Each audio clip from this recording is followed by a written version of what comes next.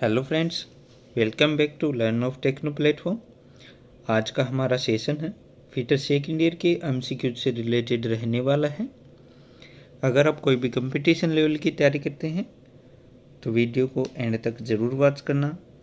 Channel subscribe करके notification के bell icon को प्रेस कर लीजिए। हमारी सेकंड ईयर की 4 से 5 वीडियो और रह गई हैं। इसके बाद में हमारे वन लाइनर क्वेश्चन एमसीक्यूज वगैरह की सीरीज है वो शुरू होने वाली है। जो आप कोई भी कंपटीशन लेवल की तैयारी करते हैं तो उन सब के लिए वो इम्पोर्टेंट रहने वाली है। आज का हमारा फर्स्ट क्वेश्चन है, कौन सा गुण यह बताता है कि स्नेहक का तापमान डालते समय स्वतंत्र रूप से प्रवाह करने में सक्षम होता है। Which property state that A lubricant is capable of flowing freely while brewing। क्या तेलियता होता है ऑयलीनेस, अग्निबिंदु, फायर पॉइंट, पोर पॉइंट या फिर फ्लैश पॉइंट। तो क्या इसका राइट आंसर हो जाता है? तो वह कौन सा गुण होता है? तो वो जो हमारा गुण होता है वो होता है हमारा पोर पॉइंट। तो क्या इसका राइट आंसर हो जाता है? सी इसका राइट आंसर हो जाता है। Four point is the right answer. Next question है, इसमें दिया हुआ है कल्च का नाम क्या है। What is the name of clutch. Clutch यहाँ पर आपको दिखाया गया है। क्या एयर कल्च है, कोन कल्च है, सेंट्रीफ्यूगल कल्च है या फिर ओवरराइडिंग कल्च है। तो ये हमारा किस प्रकार का कल्च हो जाता है? तो ये हमारा सेंट्रीफ्यूगल फोर्स के अंतर्गत कार्य करता है, यानी कि हमारा सेंट्रीफ्यूगल कल्च है। तो सी इसका राइट आंसर हो जाता है। नेक्स्ट क्वेश्चन है, स्नेहक का उपयोग क्या है। What is the use of lubricant. घर्षण को बढ़ाना, इंक्रीज फ्रिक्शन, मशीन दक्षता में सुधार लाना, इम्प्रूव मशीन एफिशिएंसी, लोडिंग क्षमता को बढ़ाना, इंक्रीज लोडिंग कैपेसिटी या फिर तत्वों की गति को बढ़ाता है, increase the speed of element. तो यहाँ पर लुब्रिकेंट का यूज पूछा गया है, लुब्रिकेंट के बारे में पूछा गया है। तो वो क्या होता है? तो वो होता है हमारी मशीन की दक्षता में सुधार लाता है, यानी कि improve machine efficiency is right answer. B इसका राइट आंसर हो जाता है। नेक्स्ट क्वेश्चन है, इसमें दिया गया है एक्स के रूप में चिन्हित प्रतीक का नाम बताएं। Name the symbol marked as X. ये क्वेश्चन है वो हमारा पहले भी आ चुका है, जिसमें हमने फर्स्ट, सेकंड और थर्ड 3 टाइप के हमने क्लियर कर लिए थे। अब पूछा गया है फोर्थ के बारे में। तो क्या ये रोज़ यानी कि डेली के लिए यूज़ करते हैं, साप्ताहिक यानी कि वीकली के लिए, मासिक यानी कि मंथली के लिए, या फिर उपरोक्त की अपेक्षाकृत अधिक आवृत्ति के लिए निर्धारित है। Determined for relatively higher frequency of the above. तो क्या इसका राइट आंसर हो जाता है?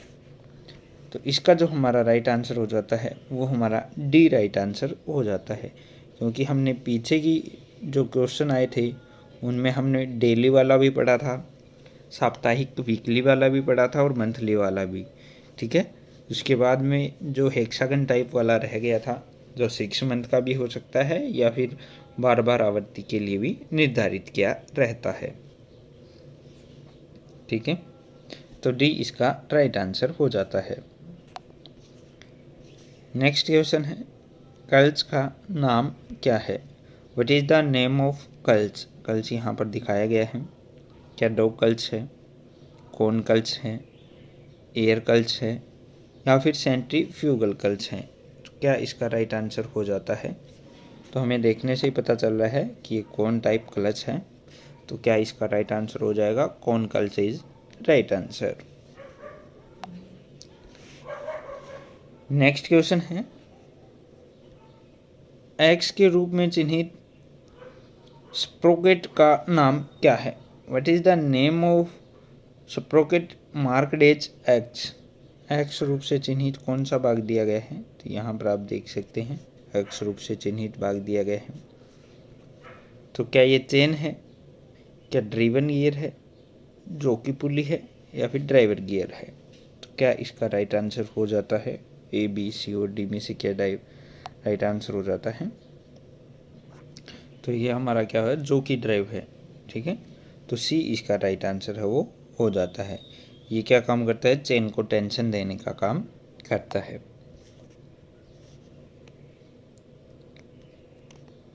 नेक्स्ट क्वेश्चन है, इसमें दिया गया है एक्स के रूप में चिन्हित भाग का नाम क्या है?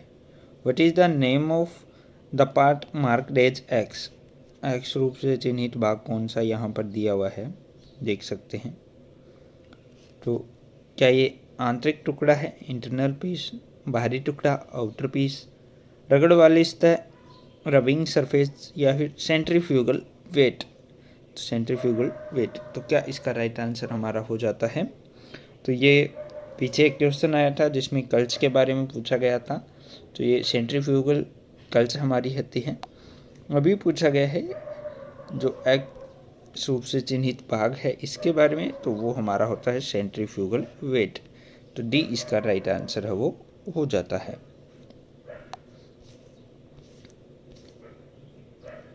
नेक्स्ट क्वेश्चन है, इसमें दिया गया है स्नेहन की विधि का नाम क्या है? What is the method of lubrication?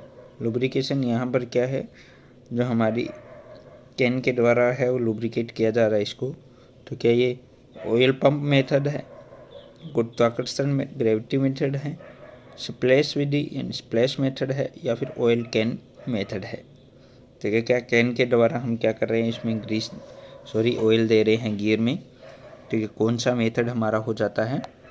तो ऑयल कैन मेथड, यानी कि डी इसका राइट आंसर है, वो हो जाता है। Oil can method is right answer. Next question है, इसमें दिया गया है कौन सा शीतलक तेल पानी के साथ इम्लीफाइड होता है? Which coolant oil is emulsified with water? क्या सोल्यूबल ऑयल, केरोसिन ऑयल, खनिज ऑयल, मिनरल ऑयल, या फिर लॉर्ड ऑयल? तो कौन सा तेल होता है जो पानी के साथ में घुलनशील हमारा रहता है? तो वो हमारा कौन सा ऑयल होता है? सोल्यूबल ऑयल होता है। ठीक है, ए इसका राइट आंसर है, वो हो जाता है। तेल और पानी मिला होता है तो वो सोल्यूबल ऑयल होता है। नेक्स्ट क्वेश्चन है, इम्पोर्टेंट क्वेश्चन है, सोल्यूबल तेल का रंग कौन सा होता है जिसे पानी से मिलाया जा सकता है? What is the colour of soluble oil which can be mixed with water? क्या वाइट कलर होता है, ब्लू, येलो, या फिर पर्पल, बैंगनी कलर? तो क्या इसका राइट आंसर हो जाता है? तो सोल्यूबल ऑयल तो आप सभी स्टूडेंट्स ने देखा ही होगा, नॉर्मली वाइट कलर का होता है, सफ़ेद कलर का होता है। तो ए इसका राइट आंसर हो जाता है। आज की वीडियो में बस इतना ही। वीडियो अगर आपको अच्छा लगा है तो अपने फ्रेंड सर्कल में जो भी टेक्निकल ग्रुप है उनमें शेयर ज़रूर कीजिए। Wish you all the best.